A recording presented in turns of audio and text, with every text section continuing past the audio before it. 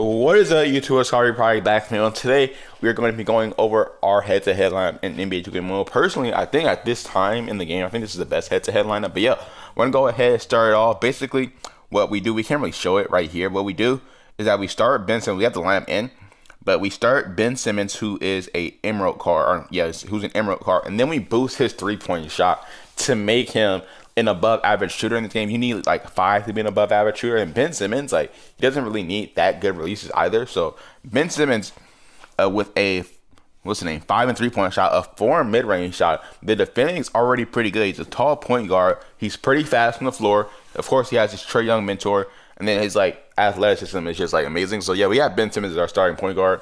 Other candidates for starting point guard, if we look at the collection here, I feel like Kyrie is one. Kyrie isn't that consistent game to game for me, and then he's also not that good defensively. Ben Simmons will give you steals and a whole bunch of other stuff. And then the other ones, Stephen Curry, he's kind of one, but also like the same thing where like he's like sometimes he'll hit like a lot of shots a game, sometimes he won't hit as many. Damian Lillard's a really good one actually.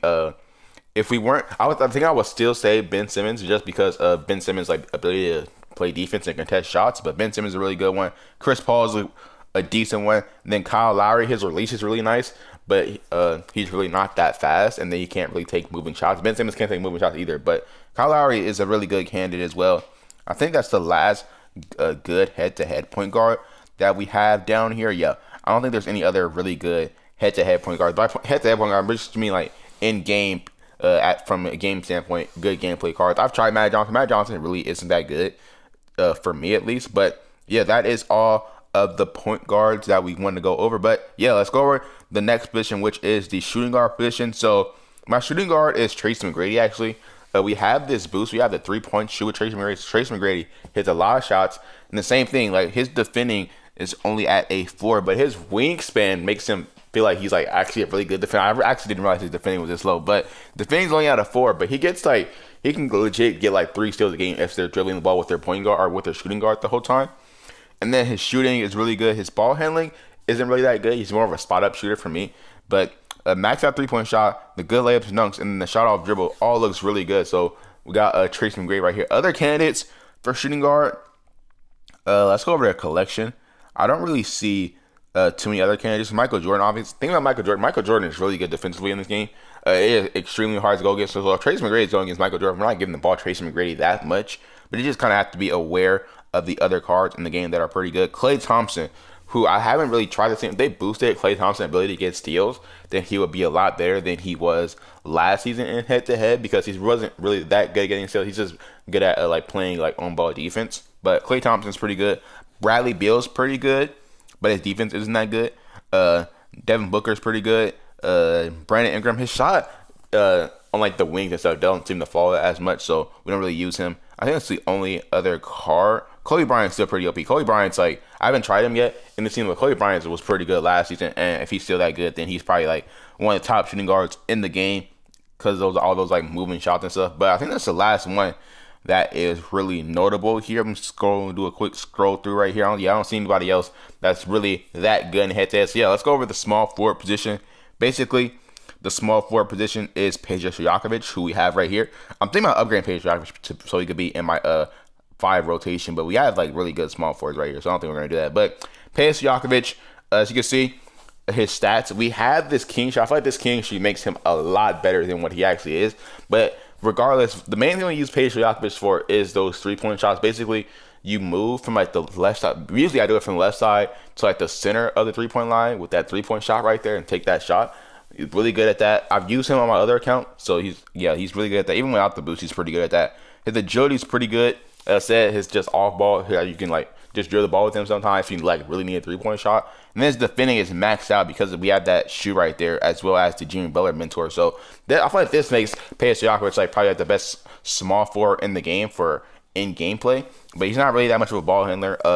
Other small forwards, I guess that could be kind of a candidate. For one, Paul George. Paul George is a really good head-to-head player as well. He has a really nice release. Even though Peja has a pretty good release, I think Paul George's release is a little bit faster and a little bit easier to use. But if you use Peja for longer, then he'll probably be better for you. The other cards, LeBron's a pretty decent card. It just depends on how well he's going to shoot at that game. And I feel like even though he has like a 5 and 3-point shot, his shooting in game, pure game to game standpoint, isn't really that good. Jason Tatum's pretty decent. To me, his release isn't really that good, so I don't really use him that much. But I think we might have to upgrade Peja enough to get into the starting line. Let's go over to the collection, see any other small forwards. KD, I don't know how to use KD. KD might be better than Peja, honestly. He has the stats to be better than Peja, but I don't know if he's actually better than Peja because we didn't get that KD. And I don't really want to try silver KD. Jimmy Butler's pretty good, actually. His defending's good enough, but his moving shots from the 3-point line wouldn't be that good. I think that's the only other candidate. Larry Bird might actually be better than Peja, but we don't have Larry Bird yet. The only Larry Bird card we have is the GOAT Larry Bird. But yeah, the 5 and 3-point shot, the 5 in defending, 5 in playmaking, 5 in rebounding, 5 in post scoring. Those are really good stats. Honestly, the only player who I would say could contest Peja is probably that Larry Bird because he's really good on defense. But yeah, let's go over to the next position. And the next position is actually the power forward. Who for the power forward, I don't think there's really that many good. I don't think the power forwards really stand out in this game. So basically, the power forward that I use is this Tim Duncan card right here. His defending's at a 5. His post scoring is at a 6. If we like really need like a quick 2 points, we'll give the Tim Duncan in the post, like just like the post scoring thing where you just back him down and then just dunk on him.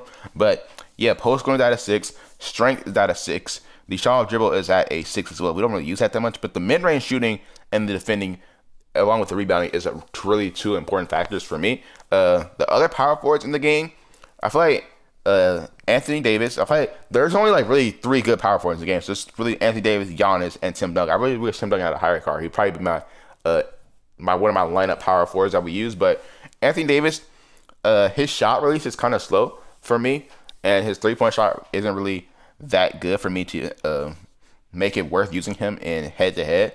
And his and power forwards don't really get out the 3-point line like that. Like it's very, you might see power forwards every now and then go for like that left corner 3 spot, but they rarely ever get out to the 3-point line, so we don't really use him. Giannis might actually be better than Tim Duncan, but I just feel like Tim Duncan is a little bit better. Giannis' ball handling, if Giannis' ball handling was like it was in the NBA, then he would probably be better. But to me, Giannis isn't that much better. But yeah, I feel like those are the only really real candidates for power forward. Let's go over the collection. Maybe we're missing somebody. I guess we haven't tried John Collins. I will say we haven't tried John Collins. John Collins might actually be good. I just don't know about it. Kevin Garnett, his mid-range shooting, his shot release isn't fast enough, especially for the mid-range shot, because how fast they can come back and contest your shot. But he is a pretty decent head-to-head power forward. Kristaps Porzingis is pretty decent as well. His shooting is really good, but you really have to just learn a shot release for him to be really good for you. The other players, I haven't really tried. I don't really just try Larry Markin because he might be pretty good as well. But I think that's the only other power forwards besides maybe Sean Kemp. Sean Kemp, his defending is good, his strength is good, and then his rebounding is pretty good as well. So maybe Sean Kemp is also one of those guys, but his agility seems higher than it actually is. In game, he feels kind of slower, especially on the pick and roll. But Sean Kemp is pretty good as well. I think those are only good power forwards in the game for gameplay reasons, as we said multiple times in this video. But at the center position, we have Yao Ming, who I actually think is the best center in the game. His defending is only at a 5, right? Defending out of 5.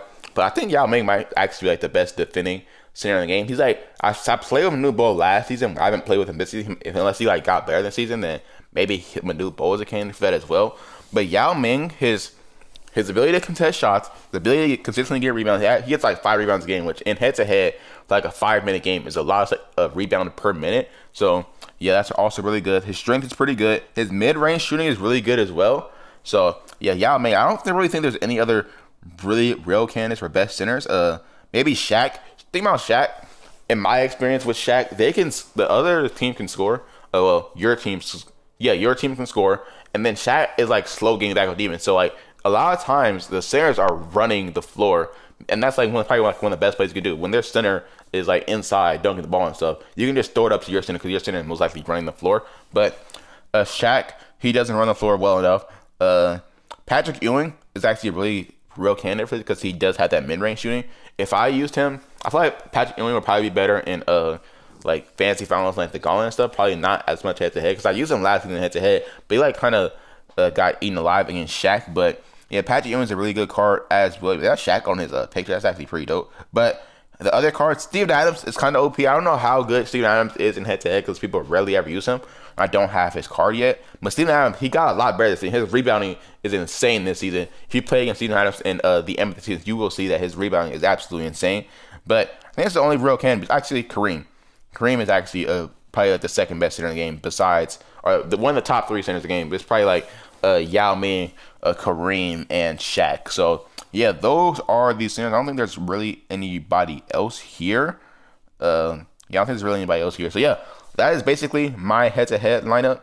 As you can see, we'll probably do a gameplay in the future, but this is just a video of me explaining my head-to-head lineup. Basically, it's really just built around defense, and we're fine with people making shots in our face, but we'll take those shots in our face than people just getting wild shots. So every player on our team has really good defense. The only player on our team that doesn't have that good defense, I thought his defense was higher because of how good he is in game, is Tracy McGrady, because his defense is only at a 4. But we might let me know in the comments if you guys want to see some gameplay with this head-to-head lineup. We do have a game that we just play against a real person. The thing about the head-to-head, you don't really play against real people that much. But this is also a really good auto lineup. I haven't really lost with this lineup against even playing against real people. I just see I play it on auto. I was like, oh, we're going against a real person. I'm just gonna keep on doing what I'm doing. And they actually end up winning the game sometimes. So yeah, that's basically going to be the NBA. Let me know in the comments what you guys' head-to-head lineup is. Basically, for head-to-head, the cards you want to use, it's just the best in-game cards for you at each position, and cards probably that also go well together. So yeah, it's basically going to be the end of the video. That's it. Down in the comments with head-to-head cards you guys do use in NBA 2K Mobile. Yeah, that's basically going to be the video. Make the video, drop a like, subscribe if you guys are new, and peace out.